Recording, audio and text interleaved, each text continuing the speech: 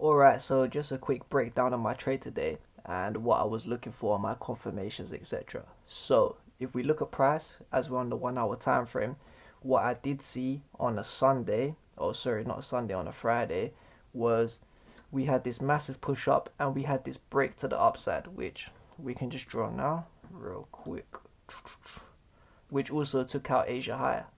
But let's quickly draw this. So we see we had a break.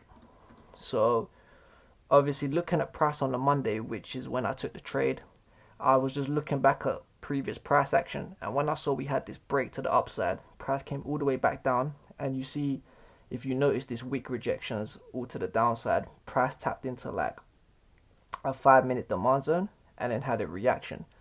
So I'm thinking, okay, cool. So when I wake up, just to go into the lower time frame, when I wake up and I see previously what price done on the Friday, I'm thinking, okay, potentially today could be a bullish day. And what I did see coming out of Asia session was we had this trend line, price pushed down and then had a massive push back up. So we had this like trend line liquidity grab here. So I think, okay, this is a strong area. And if I go to the 15 minute, this is how I drew out my demand zone. Um, but price ended up coming into the 5 minute and then giving me the trade opportunity. So as we can see, when it tapped into it, I went to the 5 minute time frame.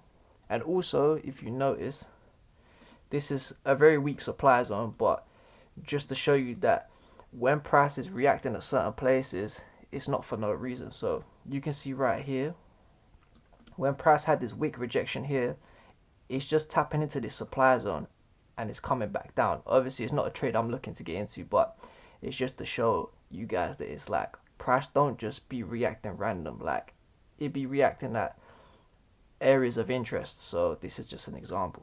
But obviously, price came back down, and where I took my first loss was once I saw not even this wick rejection, cause I don't count it, but when I saw this wick rejection here, I said, okay, perfect.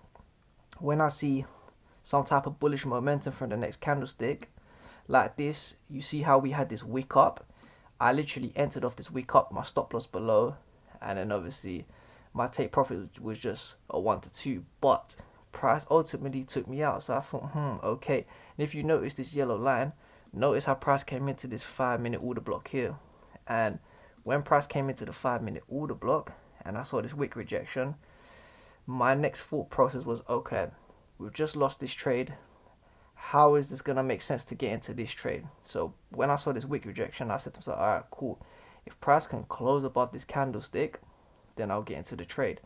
And this next candlestick pushed up, it closed above this candlestick, and I got into the trade. And for me, I took price to a 1 to 3, but if we zoom out and even go, I think it's to the 1 hour time frame, you can even notice how we had this imbalance. So I was thinking, what's my targets?